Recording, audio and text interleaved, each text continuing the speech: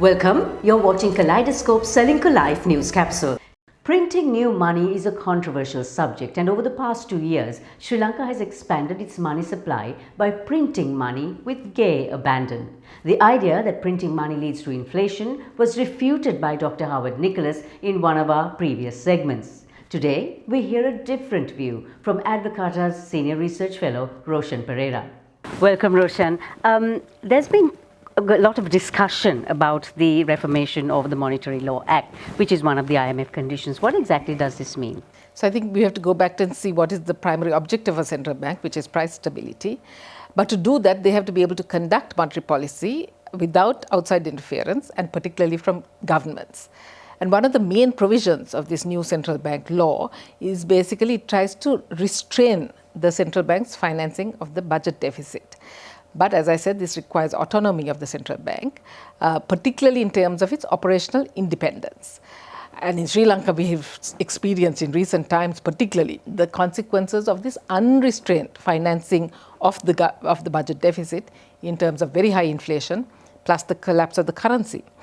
However, greater autonomy also requires greater accountability and transparency. What we need is really greater scrutiny by the public and the parliament in terms of what the central bank does.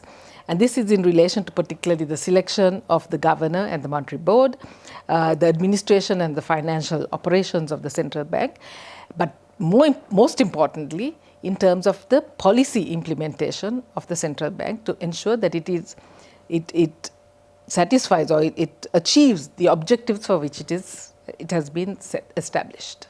So you mentioned inflation. Now the renowned theory is that money printing causes inflation, which is what Sri Lanka has been experiencing. But then there's Dr. Howard Nicholas, who says that the two are not correlated. What's your take? So this thinking is very much in line with modern monetary theory, or MMT as it's known, which claims that there is no significant relationship between money printing and inflation.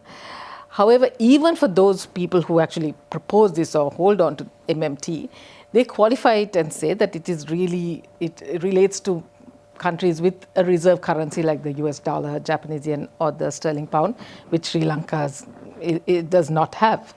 So the idea really of MMT is that the government can finance, its borrowing, almost unlimited, or its financing through borrowing and printing of money, and that it has no other easier for the government to use the central bank to finance its deficit. However, there are many examples of central banks that have resorted to this kind of financing of the government deficit.